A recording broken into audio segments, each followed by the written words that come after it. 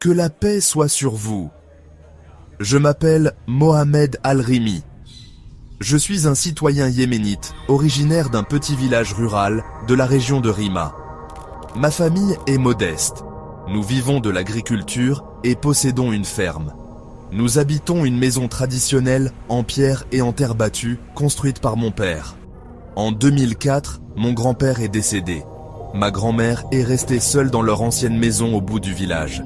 Ce n'est qu'après des années que nous avons réussi à la convaincre de venir vivre chez nous. Dès lors, la vieille maison de mon grand-père est restée abandonnée, silencieuse et vide. Des années plus tard, je me suis marié.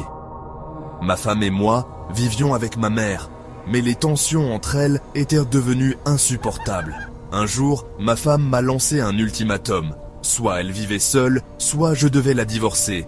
Mon père m'a alors suggéré une idée, emménager dans la vieille maison de mon grand-père. Bien qu'abandonnée depuis plus de 10 ans, elle appartenait toujours à notre famille. Nous avons donc nettoyé, rénové un peu, et nous nous y sommes installés. La maison était très ancienne, construite en terre avec un toit en bois et des fenêtres très petites. Une pièce était utilisée autrefois comme étable. Nous avons décidé de ne pas l'ouvrir. Les premiers jours se sont bien passés, mais au bout de 3 jours, ma femme s'est sentie épuisée et m'a demandé de la ramener chez sa mère. Je suis donc resté seul. Ce soir-là, je suis allé discuter avec des amis au village.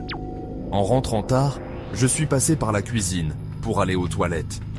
La maison était plongée dans le noir, seule ma lampe frontale m'éclairait. C'est alors que j'ai entendu ma mère m'appeler « Mohamed ». Pensant qu'elle était là, j'ai répondu depuis les toilettes. Mais soudain, j'ai réalisé « Qu'est-ce que ma mère ferait ici, seule, à cette heure ?» En sortant, je l'ai vue, dos tourné, figée. En m'approchant, j'ai dirigé ma lampe vers elle. Ses jambes étaient recourbées comme celles d'un animal, poilue, inhumaine. J'ai crié, j'ai couru à l'étage, mais j'ai chuté violemment. Quand j'ai repris connaissance, ma lampe était au sol. En me relevant, je l'ai vue encore, debout en haut de l'escalier. Une vieille femme, aux cheveux blancs, marchant à 4 pattes, comme une bête. Je me suis enfermé dans ma chambre. La porte tremblait sous des coups violents. Je criais, je récitais des versets.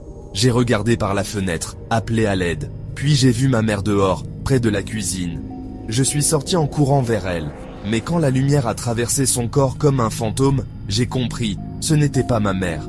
C'était la Jinnia. Elle apparaissait partout où je fuyais. J'ai escaladé un mur